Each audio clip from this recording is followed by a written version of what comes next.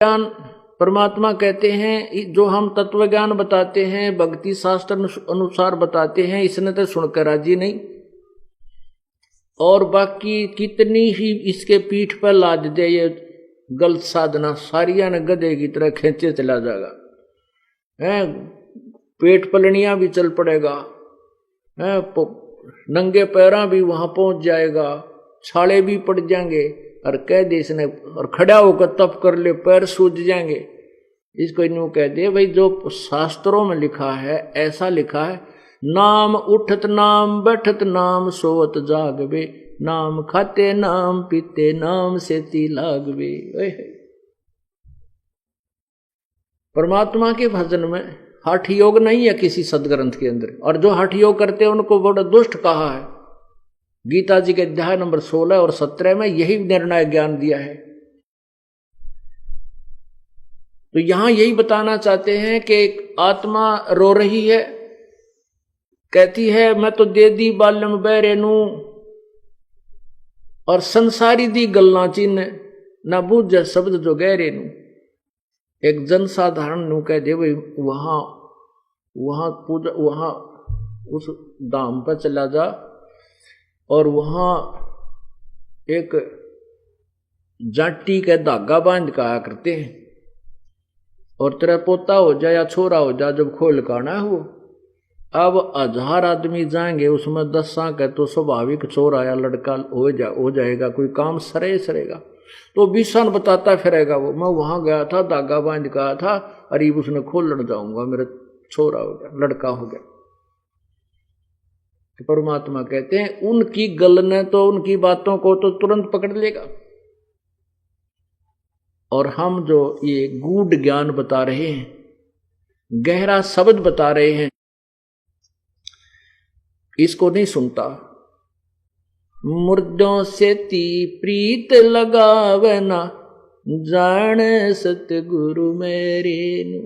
मुर्दों से ती, जैसे गांव में, गांव की कहीं देख लो, शहर में आसपास कोई बाबा मर गया, उसकी मेडी बना करके, और उसने नाम नमान 5 पीढ़ी तो पूजने लग रहे, उस मरे हुए उस बनाए हुए स्थान को पूजते आ रहे। अब पुण्यात्मा मान लीजिए आपका जो पहले जो बाबा वहां रहा करता कोई संत, और वो अच्छा था, सिद्धि युक्त था, वो काम भी सरते थे उस टाइम, तो अब तो वो है ही नहीं। जैसे कोई वैद्य हो, पहले कोई वैद्य था और वो नब्ज देखता था, रोग की दवाई दे देता था, लोग स्वस्थ हो जाते थे, रोगी स्वस्थ हो जाते थे, बिल्कुल ठीक है। अब वो वैद्य की मृत्यु होगी, उसकी यादगार बना दी। अब वहां जाते हैं, मत्था टेकते हैं, उसकी आरती करते हैं, परिक्रमा करते हैं, और कहें कि ये वैद्य अब हमारे रोग खत्म कर देगा, नहीं। वैसा ही वैद्य ढूंढना होगा जिस वैद्य की इतनी महिमा होगी कि उसको आज तक याद किया जा रहा है। वैसा ही वैद्य जहां जीवित मिले, वर्तमान में जहां वह बैठा है, नब्ज देखेगा, आपको औषधि देगा, और खाने पीने का परहेज आदि आपको बताएगा, उस वैद्य से आपका रोग नष्ट होगा। उस पूर्व मरे हुए, उस मृत्यु प्राप्त वैद्य की उस यादगार पर जाने से, मत्था टेकने से, वहां परिक्रमा करने से आप स्वस्थ नहीं हो सकते। ठीक इसी प्रकार कहते मुर्दों से ती प्रीत लगावे, न जाने सतगुरु मेरे नू। उन मरे हुओं से तो प्यार कर रहा है, और जिंदा जो संत सतगुरु आवाज लगाता है उसको नहीं सुनता, उसकी बात पर विश्वास नहीं करता।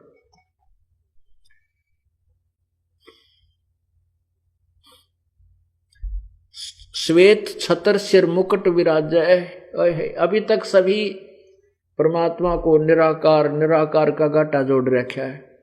आप किसी पवित्र हिंदू धर्म के अनुयायी ने, या उस महापुरुष ने, या किसी संत ने, या मंडलेश्वर ने, ऋषि ने पूछ ले, महर्षि आखिर में यही कहेंगे परमात्मा निराकार है। विष्णु जी या शिव जी या कृष्ण जी का पुजारी भी अगर आप उससे बात करोगे भगवान कैसा है, कहते परमात्मा तो निराकार। फिर विष्णु जी की मूर्ति किस लिए रखी है तूने? इतनी बुद्धि का नाश हो चुका हमारा, क्योंकि हमें कोई यथार्थ ज्ञान नहीं मिला। ऐसे ही वेदों के जानकार, जिनको हम वेदों के पंडित विद्वान महर्षि मानते थे, वो भी अपने आखिर में यही बात कह देते हैं, भगवान तो निराकार है। अब पवित्र सिख धर्म में आप देखिए, उनसे पूछिए कि परमात्मा कैसा है। परमात्मा कहते हैं, नानक साहब ने कहा, तू ही एक निरंकार, तू निरंकार है। श्री नानक साहिब जी की दोनों प्रकार की वाणी गुरु ग्रंथ साहिब के अंदर विद्यमान है। जैसे वो पहले हिंदू धर्म में जन्मे थे और श्री ब्रजलाल पांडे से, ब्राह्मण से वो गीता का ज्ञान पढ़ा करते थे, अक्षर ज्ञान भी उन्होंने प्राप्त था, कुछ संस्कृत भी जानते थे और हिंदी भी पढ़े थे, फारसी भी पढ़े थे। जब तक वो हिंदू धर्म के ज्ञान पर आधारित थे तब तक तो प्रभु को निराकार कहते थे। फिर परमात्मा स्वयं आए थे, उनको बेई नदी पर मिले थे, उनको सतलोक लेकर गए थे। उसके उपरांत उन्होंने परमात्मा को निराकार नहीं कहा। उसके बाद तो कहा कि फाई सूरत मुल्क की वेश, ए ठगवाड़ा ठगी देश, खरा सियाणा बोता बार, ये धानक रूप रहा करतार। श्री गुरु ग्रंथ साहिब श्री राग श्री और पृष्ठ नंबर 24 पे ये पूरा शब्द लिखा है। और पन्ना नंबर 721 पर गुरु ग्रंथ साहिब में लिखा है कि हक्का करीब करीम तू, हक्का कबीर करीम तू, ओहो बेऐब परवरदिगार, एक अर्ज गुप्तम पेश तोदर कून करतार, हक्का कबीर करीम तू बेऐब परवरदिगार। हक्का कबीर माने सत्य कबीर। और इसी प्रकार पवित्र ईसाई धर्म के किसी भी अनुयायी को आप पूछिए, वो कहेगा परमात्मा कैसा है। अंग्रेजी बोलते हैं वो लोग ज्यादा, कहते हैं गॉड इज फॉर्मलेस, फॉर्मलेस में निराकार। और जबकि पवित्र बाइबल में स्पष्ट किया कि परमात्मा ने मनुष्य बनाए, अपने जैसे अपने स्वरूप के अनुसार बनाए, तो परमात्मा कैसा हुआ? साकार हुआ, निराकार नहीं। देखिएगा पवित्र बाइबल, ये देखिएगा पवित्र बाइबल संपूर्ण जीवन अध्ययन बाइबल। अब इसमें नीचे देखिएगा क्या लिखा, यहां कहां से प्रकाशित है ये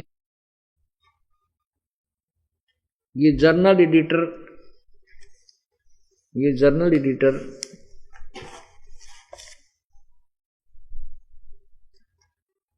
डॉनलैंड सी स्टैम्प्स MADDV। आगे देखिएगा कहां से प्रकाशित है, life public publishers international, Springfield Michigan USA, printed in India. अब इसके प्रश्न नंबर 4 पर देखें, ये उत्पत्ति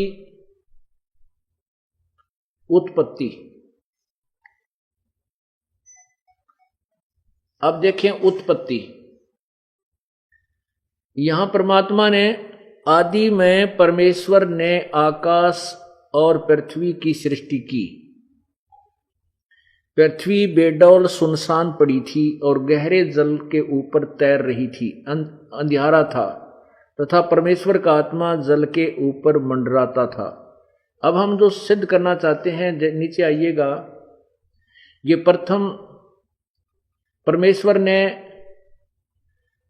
उजियाले को दिन और अंधियारे को रात कहा, सांझ हुई फिर भोर हुआ, ये इस प्रकार पहला दिन, नीचे देखो, ये सांझ हुई भोर हुआ, फिर दूसरा दिन, आगे देखो, फिर तीसरा दिन, नीचे देखो, सांझ हुई फिर चौथा दिन, यहां आओ, फिर सांझ हुई भोर हुआ, इस प्रकार पांचवां दिन, यहां देखो। अब छठवां दिन जो है,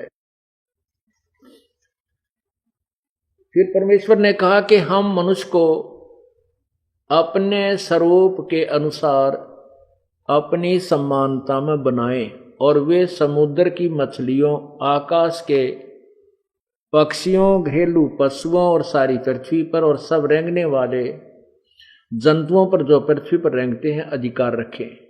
यानी उनमें स्याना हो, कंट्रोलर हो, लेकिन खाने के लिए नहीं कहा। आगे देखना। तब परमेश्वर ने मनुष्य को अपने स्वरूप के अनुसार उत्पन्न किया। अपने ही स्वरूप के अनुसार परमेश्वर ने उसको उत्पन्न किया, नर और नारी करके उसने मनुष्य की सृष्टि की। और परमेश्वर ने उनको आशीष दी और उनसे कहा कि फूलो और फलो और पृथ्वी भर पर में भर जाओ।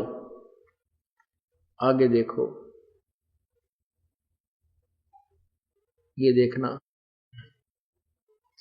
फिर परमेश्वर ने उनसे कहा कि सुनो, जितने बीज वाले छोटे छोटे पेड़ सारी पृथ्वी के ऊपर हैं वे और जितने वृक्षों में बीज वाले फल होते हैं वे सब मैंने तुमको दिए हैं, वे तुम्हारे भोजन के लिए। या किसी भी मनुष्य को पवित्र बाइबल में मांस खाने का आदेश नहीं है। आगे देखो।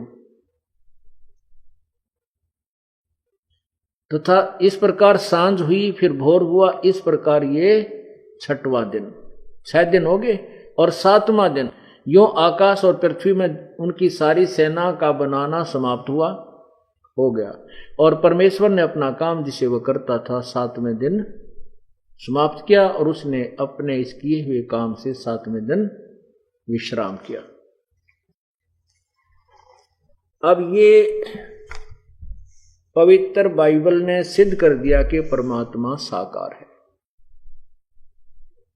और मनुष्य सदृश है, क्योंकि परमात्मा ने सभी मनुष्यों को अपने ही स्वरूप में रचने के लिए कहा और ऐसा ही रच दिया और नर नारी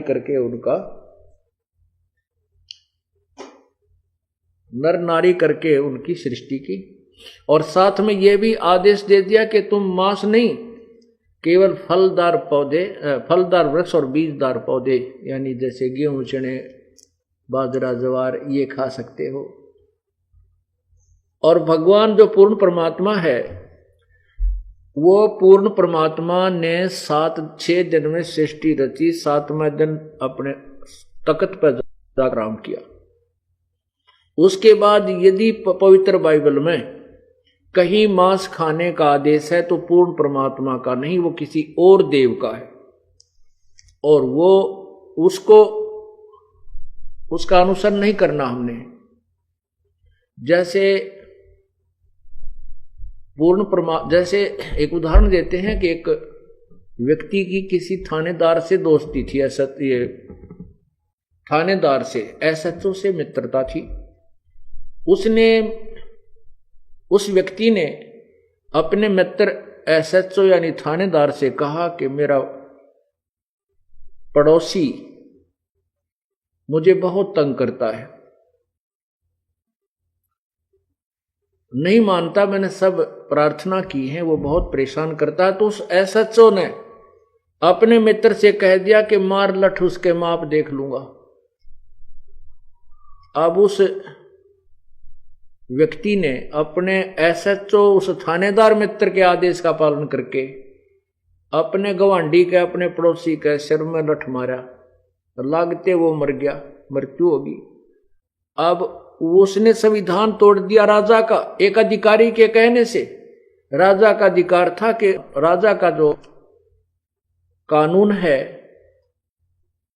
नियम है कि यदि कोई किसी की हत्या करता है तो उसको सजाए मौत होती है, दी जाती है। अब उस नालायक ने, उस अनजान ने अपने एक अधिकारी मित्र के आदेश का पालन करके राजा के नियम का भंग कर दिया, तो जिस कारण से उसको सजा मिली, सजाए मौत हुई। राजा का संविधान था, राजा का संविधान है कि कोई किसी की हत्या करता है तो उसको सजा मिलेगी या 20 साल की सजा होगी, कैद होगी। और उसके मित्र थानेदार ने उसको कह दिया मार लठ माप देख लूंगा, तो उसका आदेश पालन करने से राजा का संविधान तोड़ दिया, उसको सजा मिली। ठीक इसी प्रकार पवित्र सदग्रंथ, जैसे पूर्ण परमात्मा यानी भगवान का आदेश है कि किसी भी प्राणी को, किसी भी मनुष्य ने कोई मांस नहीं खाना, केवल फलदार वृक्ष तुम्हें दिए हैं और बीजदार पौधे, नथिंग एल्स। और यहां तक आगे लिखा है इसी में कि जितने भी प्राणी हैं उनके भी मांस खाने का आदेश नहीं है, वो भी घास वाले पौधे, ये छोटी छोटी झाड़ियां आदि ये खा सकते हैं। पुण्यात्मा, सतयुग में शेर भी मांस नहीं खाते थे। प्रारंभ में जब सतयुग प्रारंभ होता है, वो इतने अच्छे वृक्ष होते हैं उस समय कि पंजे मार करके, कुछ ऐसे पेड़ हैं जिनमें से बहुत अच्छा शरबत जैसा पदार्थ निकलता है, उसको शेर आहार किया करते थे। अब उनका परमानेंट आहार मांस बन गया। आप देख लीजिए, हमारे पवित्र हिंदू धर्म के अंदर कोई भी मांस छूता नहीं था, और मुसलमानों को हिंदू धर्म के श्रद्धालु इसलिए बुरा मानते थे कि वो मांस खाते थे। अब हिंदू धर्म में मांस शायद सबसे ज्यादा खाने लगे।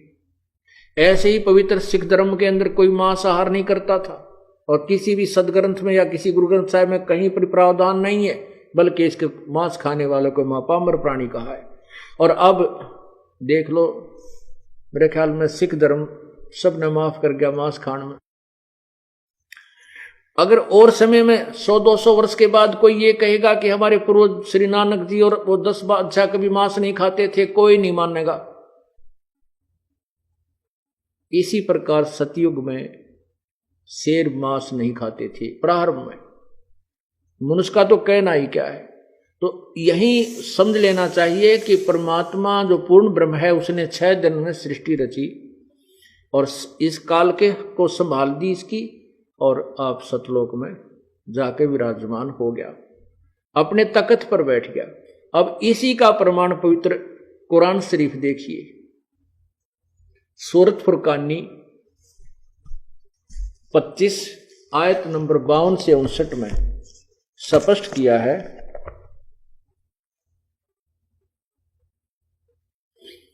ये देखिएगा, कुरान शरीफ, पवित्र कुरान शरीफ, इसके विषय में लिखा है, यह वह इल्हामी किताब है जिसमें कोई संदेह की गुंजाइश नहीं, अर्थात इसमें जो लिखा है वो सत्य है। कुरान शरीफ नीचे लिखा है, ये मुतरजम बहराइशिय अनुवाद स्टीपन, ये इसका अनुवाद है। शास्त्रीय अरबी पद्धति पर नागरी लिपि में रूपांतर नंद कुमार अश्वथी। आज नीचे देखिए, शेरवानी संस्करण, ये कहां से छपा है? प्रकाशक हैं लखनऊ किताब घर, मौसम बाग, सीतापुर रोड, लखनऊ। अब इसका देखिएगा, यहां पर ये है सूरत फुरकानी,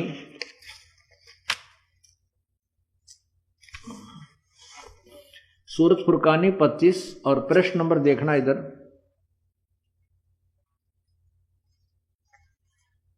604 पे नीचे आइएगा। पहले हम ये संस्कृत ये देखते हैं फारसी। ये आयत नंबर 51 देखिएगा, फला तुतियल काफिरिन व जिहादम बही जिहादन कबीरन, ये कबीरन शब्द 52 में। इसका अर्थ क्या किया है इन्होंने? नीचे देखिएगा, हिंदी किया है इन्होंने खुद ही, नीचे देखो, नीचे या इस 52 का हिंदी किया है, 51 का हिंदी किया है। तो ए पैगंबर, तू काफिरों का कहा न मानना, कहा न मानना, और इस कुरान की दलीलों से उनका सामना बड़े जोर से करो। इन्होंने कबीर का अर्थ बड़ा कर दिया। इसमें क्या कहा है कि कुरान शरीफ बोलने वाला अल्लाह, जिसको हजरत मोहम्मद जी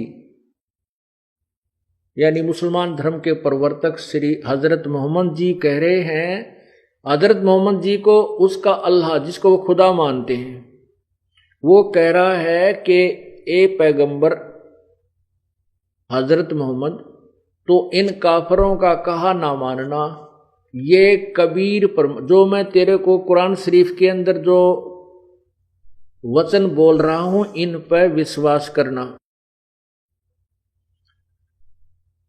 और वो कबीर परमात्मा है, उसके जो मैं कह रहा हूं वो कबीर परमात्मा है, उसके ऊपर विश्वास करना। इन काफरों का कहा ना मानना, क्योंकि ये कबीर को भगवान नहीं मानते। फिर 53, 54, 55, 56, 57, 58, 59 तक ये कहा है कि ये वही परमात्मा है, ये कबीर वही परमात्मा है जिसने जमीन और आसमान के बीच में जो कुछ भी है उसको 6 दिन में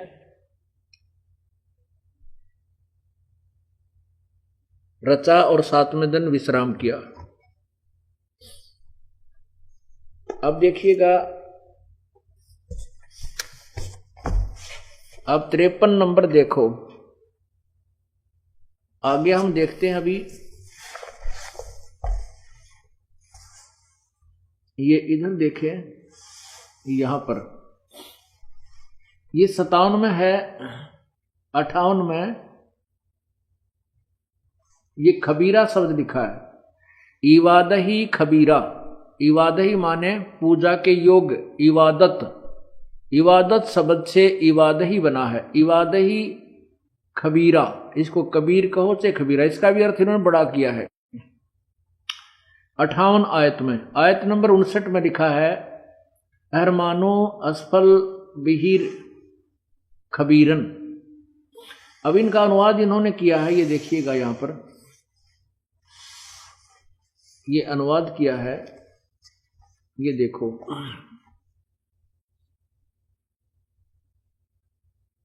ये अब 57 का जो 58 में देखो, ए पैगंबर हजरत मोहम्मद का खुदा कह रहा है, ए पैगंबर उस जिंदा पर भरोसा रखो जो कभी मरने वाला नहीं है, अर्थात वो वास्तव में अविनाशी है, और तारीफ के साथ उसकी पाकी बयान करते रहो, और अपने बंदों के गुनाहों से वह काफी खबरदार है। यहां इन्होंने कबीरा का अर्थ बड़ा कर दिया, काफी, बहुत नहीं। वो कबीर परमात्मा अपने बंदों के अपराधों को माफ कर देता है, उनका गुनाहों को से खूब परिचित है, क्षमा कर देता है, इसका वास्तविक अर्थ ये बनता है। फिर भी 59 में क्या कहा कि जिसने आसमान और जमीन के और जो कुछ उन आसमान और जमीन और जो कुछ उनके बीच में है सबको 6 दिन में पैदा किया, फिर तख्त पर जा विराजा, वह अल्लाह बड़ा, वह अल्लाह कबीर। वो अल्लाह कबीर, बड़ा का अर्थ कबीर, इन्होंने कबीर का अर्थ बड़ा कर दिया। हम कहते हैं वह अल्लाह कबीर रहमान है, दयालु है। और तो उसकी खबर, उस कबीर नामक परमात्मा की खबर किसी बाखबर इल्म वाले से पूछ देखो।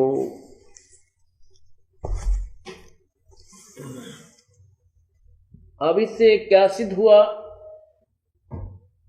पवित्र कुरान शरीफ और पवित्र बाइबल, इन दोनों सदग्रंथों ने मिलजुल कर सिद्ध कर दिया, इन दोनों सदग्रंथों ने मिलकर सिद्ध कर दिया कि कबीर नाम है उस परमात्मा का, और उसी ने 6 दिन में सृष्टि की, 7वें दिन तख्त पर जा बैठा। तख्त पर जा बैठा तो साकार है, निराकार नहीं है।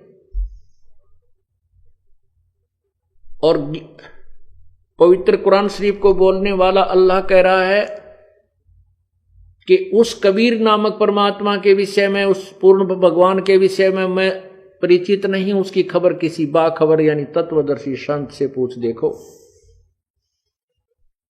यही पवित्र गीता जी अध्याय नंबर 4 के श्लोक 34 में, पवित्र यजुर्वेद अध्याय नंबर 40 के श्लोक 10 और 13 में गीता ज्ञान दाता और वेद ज्ञान दाता ब्रह्म कह रहा है कि उस तत्व ज्ञान के विषय में पूर्ण परमात्मा के, उस परमात्म तत्व के पूर्ण परमात्मा के विषय में किसी तत्वदर्शी संत से पूछो।